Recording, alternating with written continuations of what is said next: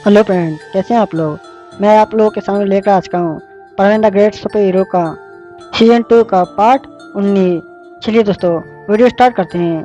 जैसा कि आपने पिछले पार्ट में देखा था किस तरह से पाको गुस्से के मारे बर्डमैन को पीट डालती है। उसके चले जाने के बाद वहाँ पर एना और नैन आपस में बात करते हैं, जहाँ पर नैन कहती है लगता है पवन को मारपीट करने वाली लड़कियां ज़्यादा पसंद हैं, तो अब से मैं भी लोगों को मारपीट करना शुरू कर दूंगी। तो ये सब सुनकर ऐना कहती है हाँ, मैं भी ऐसा ही करूंगी। तो ये सब सुनकर नैन कहती है मैं तो पवन को इम्प्रेस करने के लिए ये सब करना चाहती हूँ, तुम बताओ तुम ये सब क्यों करना चाहती हो। तो नैन की बात सुनकर ऐना सीटी बजाने लगती है। अब आगे तभी नैन कहती है क्या मैं जो सोच रही हूँ वह सच है। तभी ऐसा सुनकर ऐना के गाल लाल हो जाते हैं और वह बात को टालते हुए कहती है चलो पवन को होश आ गया है, अब वक्त है उससे मिलने का। और ऐसा बोलकर वह आगे भाग जाती है पवन से मिलने के लिए और पीछे से नैन उसे देखने लगती है।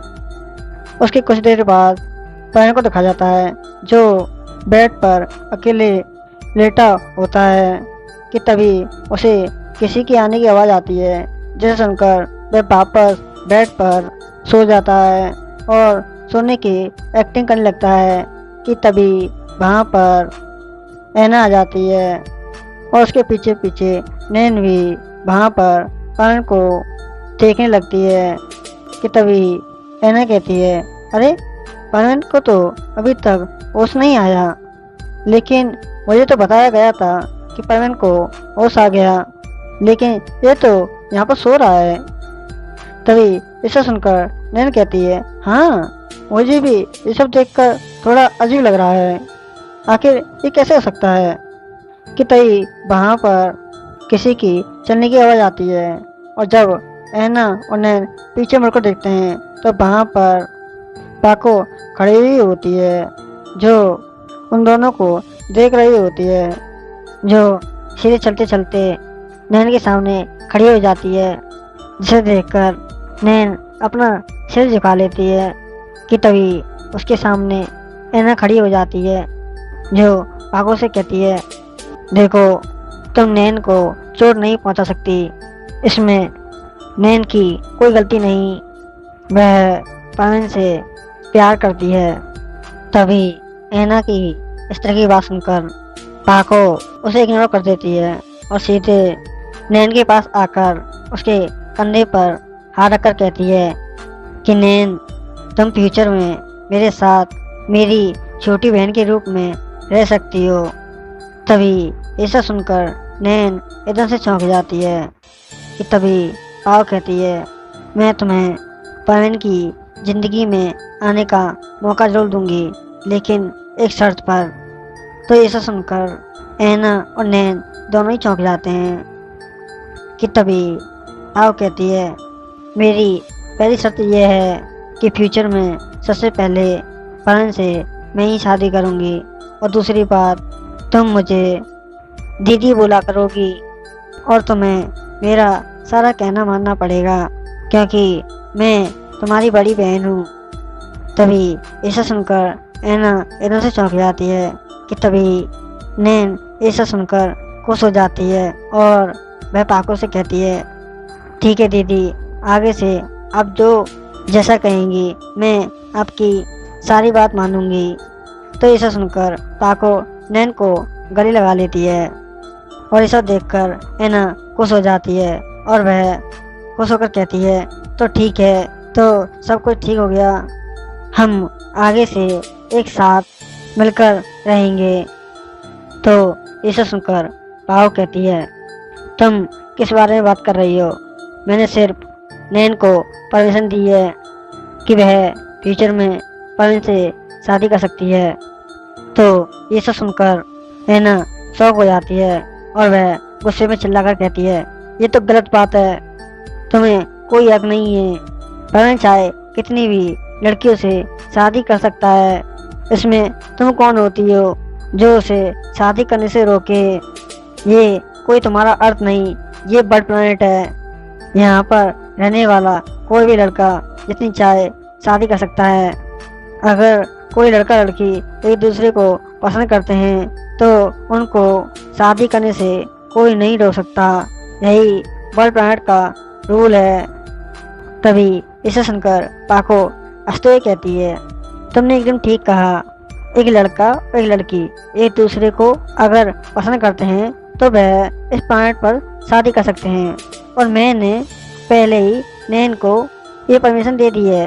और परवीन की इतनी हिम्मत नहीं जो मेरी मर्जी के बगैर किसी दूसरी लड़की को देख सके, शादी तो दूर की बात है।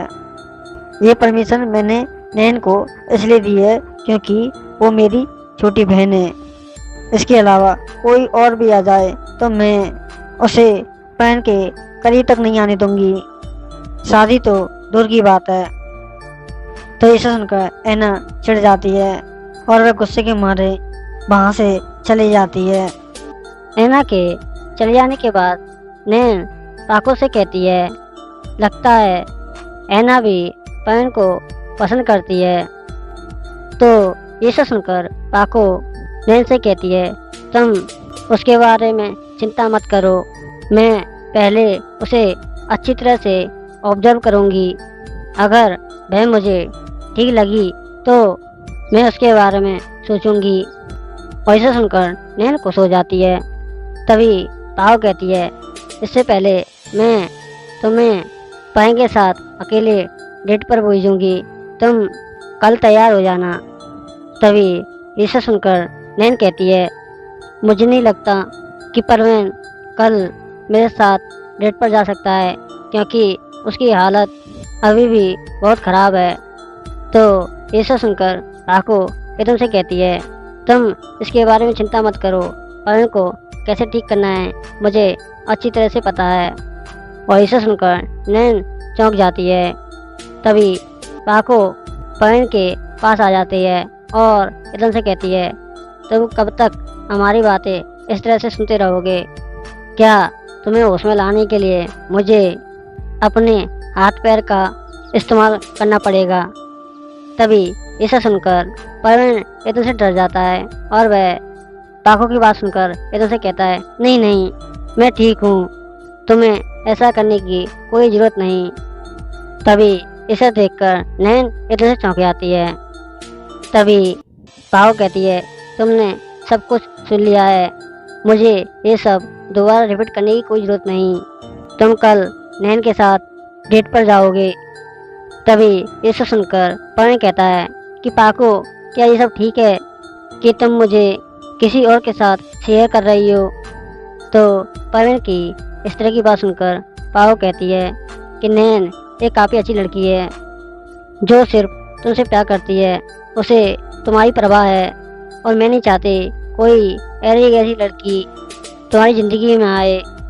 तो इसे सुनकर परवीन कहता है कि पाको, मैं सिर्फ तुमसे प्यार करता हूँ और किसी से नहीं, मैं तुम्हारे अलावा किसी और के बारे में सोच भी नहीं सकता। तो ये सब सुनकर पाको कहती है, तुम्हें ये सब बोलने की कोई ज़रूरत नहीं, मैं तुम्हें अच्छी तरह से जानती हूँ, तुम्हारे मन में किस तरह के लड्डू फूट रहे हैं। और ये सब सुनकर परवीन हिचकिचाने लगता है और एकदम से कहता है कि पाको, तुम ये क्या बोल रही हो? तभी पाको कहती है, तुम्हें मेरे सामने दिखावा करने की कोई ज़रूरत नहीं, मैं सिर्फ चाहती हूँ कि तुम दूसरी लड़की के चक्कर में मुझे मत बुलाना। तो इसे सुनकर परवीन कहता है, पाको, मैं तुमसे प्यार करता हूँ और करता रहूँगा, मैं तुम्हें कभी नहीं भूल सकता, चाहे कुछ भी हो जाए। तो इसे सुनकर पाको कहती है, चलो तुम दोनों आपस में कुछ बात कर लो, तब तक मैं बाहर जा रही हूँ। और वह ये सब बोलकर वहाँ से चली जाती है और पीछे से परवीन उसे रोकने की कोशिश करता है, लेकिन पाको वहाँ नहीं रुकती। उसके चले जाने के बाद परवीन नैन की तरफ देखता है और नैन भी परवीन को देखने लगती है। तभी परवीन कहता है कि नैन, मैं तुम्हें पहले ही बता दूं, तुम भले ही तुम मुझसे प्यार करती हो, लेकिन मेरे दिल में हमेशा पाको ही रहेगी। मैं तुम्हें ये गारंटी नहीं दे सकता कि तुम मेरे साथ खुश रहोगी, इसलिए तुम इसके बारे में पहले ही सोच लो, फिर तुम्हें बाद में मौका नहीं मिलेगा। तभी ऐसा सुनकर नैन परवीन से कहती है कि परवीन, मैं सच में तुमसे बहुत प्यार करती हूँ। तुम भले ही सारी ज़िंदगी पाको से प्यार करो, मैं सिर्फ इतना चाहती हूँ कि तुम मुझे अपने से कभी भी दूर मत करना, क्योंकि मैं तुम्हारे बगैर नहीं रह सकती। और ऐसा सुनकर परवीन एकदम से चौंक जाता है, क्योंकि पहली बार परवीन ने कोई ऐसी लड़की देखी है जो सिर्फ उससे प्यार करती है, उसकी पावर से नहीं, वह सिर्फ उसके साथ रहना चाहती है। इसके अलावा परवीन की लाइफ में बहुत सारी लड़कियां आई हैं जो सिर्फ उसकी पावर से प्यार करती थी, जिसमें से सबसे ज़्यादा गोल्ड डिगर पिचिको थी, जो एक तरफ उससे प्यार करती थी और दूसरी तरफ वह उससे बुराई भी करती थी। लेकिन ये सबसे अलग है और ये फीलिंग भी सबसे अलग है। वह ये सब सोच ही रहा होता है कि तभी नैन अचानक से परवीन के गले लग जाती है, जिसे अचानक से गले लगते हुए देखकर परवीन अवाक रह जाता है। फिर वह कुछ देर सोचने के बाद वह भी नैन को गले लगा लेता है। उसके बाद सीन शिफ्ट होता है अगले दिन का, जहाँ पर पाको नैन से कहती है कि तुम्हें इस तरह से ध्यान रखना होगा कि परवीन को क्या पसंद है। उसे खाने में किमची, नूडल्स और चटपटे खाने ज़्यादा पसंद हैं, और जब तुम उससे मिलो तो तुम खुलकर उससे बात करना, क्योंकि अगर तुम उसके सामने साइलेंट रहोगी तो वह बोलने में हिचकिचाएगा। और इसे सुनकर नैन कहती है ठीक है, मैं इस बारे में ध्यान रखूँगी। और इसे देखकर पीछे पायान, बॉबी और ऐना तीनों पाको को ही देख रहे होते हैं, जहाँ पर पायान कहता है कहीं मैं सपना तो नहीं देख रहा। पाको खुद नैन को परवीन को इम्प्रेस करने के लिए बातें बता रही है, जरूर कोई मैं सपना देख रहा हूँ। और वह ऐसा बोलकर बूबी से कहता है कि बूबी, मुझे मेरे पेट पर एक पंच मारना, कहीं मैं सपना तो नहीं देख रहा। और ऐसा सुनकर बूबी एक जोरदार पंच मारता है, जिसके लगते ही पाया दीवार में जाकर लगता है, जिसके लगते ही दीवार टूट जाती है और पायान के सर के चारों तरफ तारे घूमने लगते हैं। वह एकदम से कहता है नहीं नहीं, मैं सपना नहीं देख रहा, ये हकीकत है, आखिर ये कैसे पॉसिबल हो सकता है। तभी पायान भागते हुए परवीन के पास आता है और उसके हाथ पकड़ कहता है कि बताओ, तुमने पाके के ऊपर कौन सा काला जादू किया है जो इस सब के लिए मान गई। प्लीज़ मुझे इसके बारे में कुछ बताओ, मैं धरती की तरह यहाँ पर कुंवारा नहीं रहना चाहता। तभी पीछे से पाको पायान के पीछे आ जाती है, जो उसे पीछे से पकड़कर उठाकर फेंक देती है, जो सीधे फिर से दीवार में भिड़ जाता है। तभी ये सब देखकर पायान कहता है ये आज के दिन मेरे साथ क्या क्या हो रहा है। पहले तो मैंने पाको को देखा जो परवीन को इम्प्रेस करने के लिए नैना को एडवाइस दे रही थी, और जब मैंने इस बारे में कुछ कहा तो पाको ने मुझे उठाकर यहाँ फेंक दिया, ये नहीं हो सकता।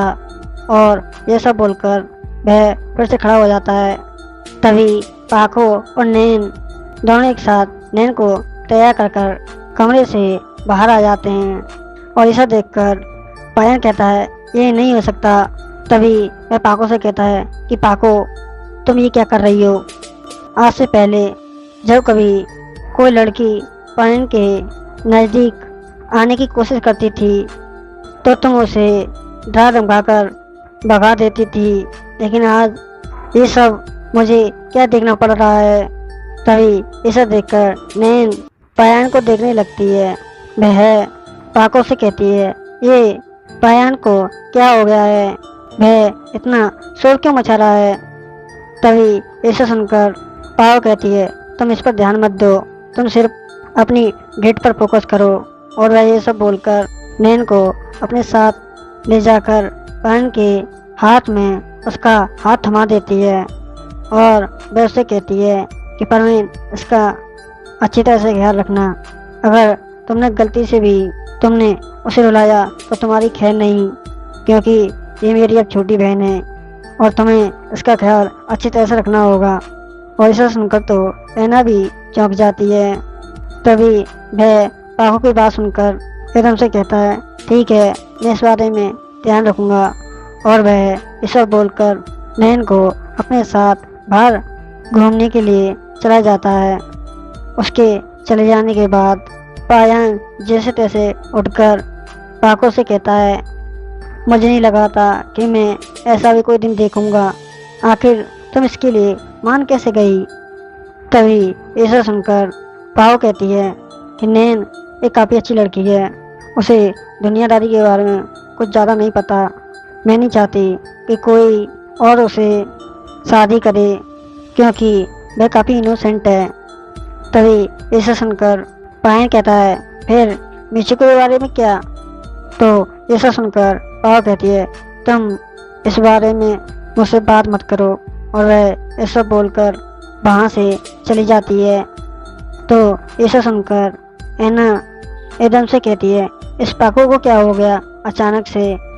तभी ऐसा सुनकर पायन कहता है, क्या तुम्हें नहीं पता मिचिको के बारे में? तभी ऐना कहती है, मुझे बताओ कि पाको को मिचिको के नाम से इतना गुस्सा क्यों आ रहा था। और एक बात मेरी समझ में नहीं आई, वह मुझसे इतना नफरत क्यों करती है? तभी इसे देखकर पायन कहता है, क्योंकि तुम्हारी शक्ल बिल्कुल उस लड़की से मिलती है जिसे वह देखना नहीं चाहती।